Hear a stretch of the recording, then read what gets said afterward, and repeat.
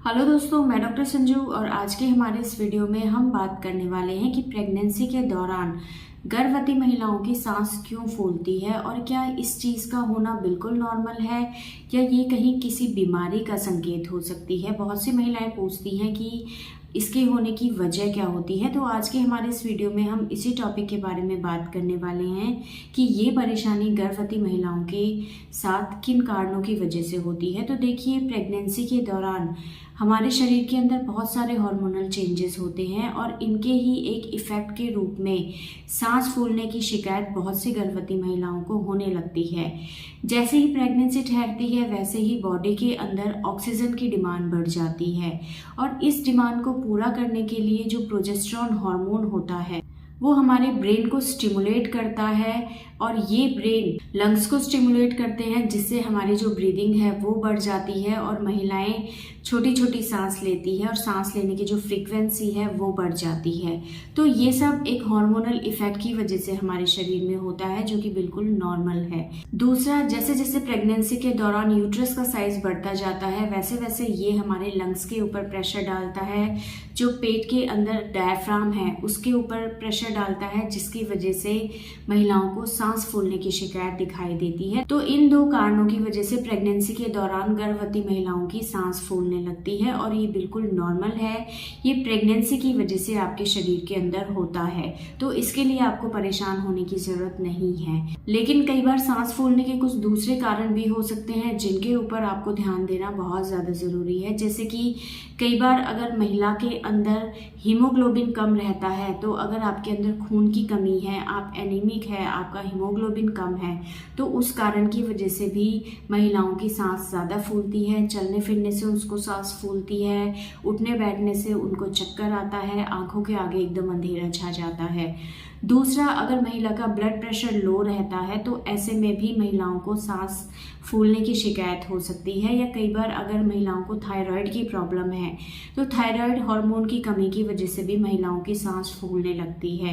इसके अलावा अगर पहले से किसी भी महिला को लंग से रिलेटेड कोई प्रॉब्लम है या अस्थमा की कोई प्रॉब्लम रह चुकी है, तो प्रेगनेंसी के दौरान उनकी ये जो अस्थमा की प्रॉब्लम है या सांस फूलने की जो शिकायत है वो पहले से ज्यादा बढ़ सकती है। इसके अलावा अगर आपका वजन बहुत ज्यादा प्रेगनेंसी के दौरान बढ़ जाता है या अगर आपके शरीर के ऊपर स्वेलिंग आने लगती है और ये स्वेलिंग बहुत ज़्यादा आपके शरीर में रहने लगती है, तो कई बार इन कारणों की वजह से भी आपको सांस लेने में प्रॉब्लम हो सकती है, आपकी सांस फूलने लगती है। तो ये कुछ और कारण भी हो सकते हैं जिनकी वजह से आपको सांस फूलने की परेशानी रह सकती है।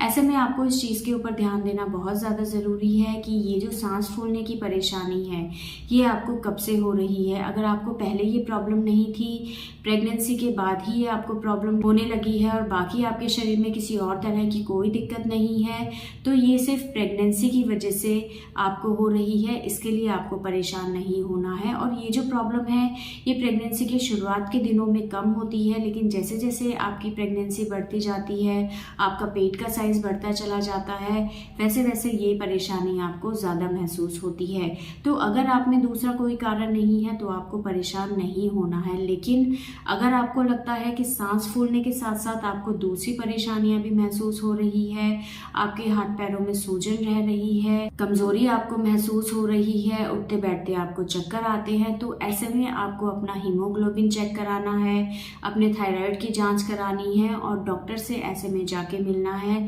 ताकि डॉक्टर आप प्रॉपर चेकअप कराएं और अगर कोई दूसरा कारण निकल के आता है तो उसका टाइम रहते आपको ट्रीटमेंट दिया जा सके। और इन चीज़ों के साथ साथ आप कुछ और चीज़ भी कर सकती हैं जिससे आपको सांस फूलने में जो परेशानी हो रही है वो काफ़ी हद तक कम रहेगी। इसके लिए आप डीप ब्रीदिंग एक्सरसाइज कर सकती हैं। आप जब भी बैठे कभी भी आप आगे की तरफ झुक के ना बैठे, हमेशा सीधे बैठे या कमर के पीछे आप पिलो लगाएं और पीछे बैंड होके आपको बैठना है, आगे की तरफ झुक के नहीं बैठना है। अगर आप पीछे की तरफ झुक के बैठेंगी तो लंग्स के ऊपर जो प्रेशर पड़ रहा है यूट्रस का वो कम पड़ेगा, जिससे आप सांस लेने में ज्यादा परेशानी नहीं होगी। इसके अलावा जब भी आप सोए हमेशा लेफ्ट साइड करवट लेके आपको सोना है और हमेशा सर के नीचे आपको तकिया रखना है, इससे आपको काफी आराम मिलेगा। और अगर किसी दूसरी वजह से आपको सांस लेने में परेशानी हो रही है तो ऐसे में डॉक्टर को जाके दिखाना है और जो भी वो डॉक्टर आपको ट्रीटमेंट देते हैं उसको आपको लेना है ताकि इस तरह की परेशानी आपकी कम हो सके। लेकिन अगर आपको कोई और दिक्कत नहीं है, सिर्फ आपको प्रेगनेंसी की वजह से ये प्रॉब्लम हो रही है, तो आपको परेशान होने की ज़रूरत नहीं है। जो भी चीज़ें मैंने बताई हैं सिर्फ उन चीज़ों के ऊपर आप ध्यान दें। डीप ब्रीदिंग एक्सरसाइज इसमें सबसे ज़्यादा बेस्ट होती है, इससे आपको काफ़ी ज़्यादा राहत मिलती है। तो इन चीज़ों को आप अपनी प्रेगनेंसी के दौरान ज़रूर करें। तो दोस्तों ये था आज का हमारा वीडियो। अगर इस वीडियो से रिलेटेड आपकी किसी तरह की कोई सवाल हैं जो आप हमसे पूछना चाहते हैं तो आप हमें कमेंट कर सकते हैं और हमारे आने वाले वीडियोस को देखने के लिए हमारे इस चैनल को सब्सक्राइब ज़रूर करें।